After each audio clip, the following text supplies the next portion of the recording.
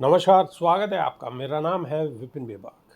देश में paper leak की समस्या को लेकर जमकर बवाल हो रहा है। इस मुद्दे पर विपक्ष लगातार सरकार को घेर रहा है और इसी क्रम में कांग्रेस के पूर्व अध्यक्ष और रायबरेली से सांसद राहुल गांधी ने प्रधानमंत्री मोदी को निशाने पर लेते हुए कहा है कि वो कहते हैं कि रूस और यूक्रेन की लड़ाई रुकवा दी, लेकिन देश में पेपर लीक की समस्या नहीं रोक पाए।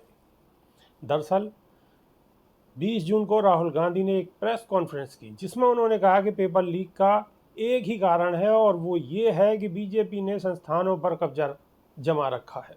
जब तक यह नहीं रुकेगा पेपर लीक होते रहेंगे। नेट पेपर और यूजीसी के नीट पेपर लीक हुए हैं।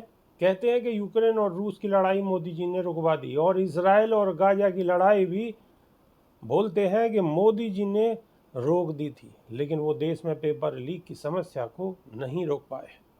राहुल गांधी ने हमला जारी रखते हुए आगे कहा कि जैसे मध्य प्रदेश में व्यापन हुआ, वैसे ही नरेंद्र मोदी व्यापम को पूरे देश में फैला रहे हैं। पेपर लीक इसलिए होता है क्योंकि शिक्षा व्यवस्था पर बीजेपी के लोगों ने कब्जा कर लिया है। ये एक राष्ट्र विरोधी कार्रवाई है। एक पेपर रद्द हुआ है, दूसरे का कुछ पता नहीं है। इसके लिए जिम्मेदार लोगों पर कार्रवाई करनी चाहिए।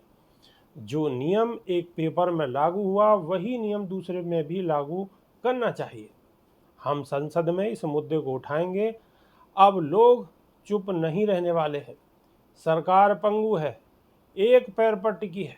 प्रधानमंत्री का पूरा ध्यान स्पीकर चुनाव पर टिका है। वो मनोवैज्ञानिक रूप से टूट गए हैं। इस तरह की सरकार चलाना उन्हें नहीं आता। बनारस में उनकी कार पर किसी ने चप्पल फेंक दिया। पहले कांग्रेस नहीं डरती थी, अब देश में कोई नहीं डरता। 56 इंच की छाती 30-32 की हो गई है। पीएम मोदी के काम करने का तरीका डराने और धमकाने वाला है, लेकिन अब कोई नहीं डरता। इनकी पार्टी में आरएसएस में भी दिक्कत है। अभी के लिए सिर्फ इतना ही। नमस्कार।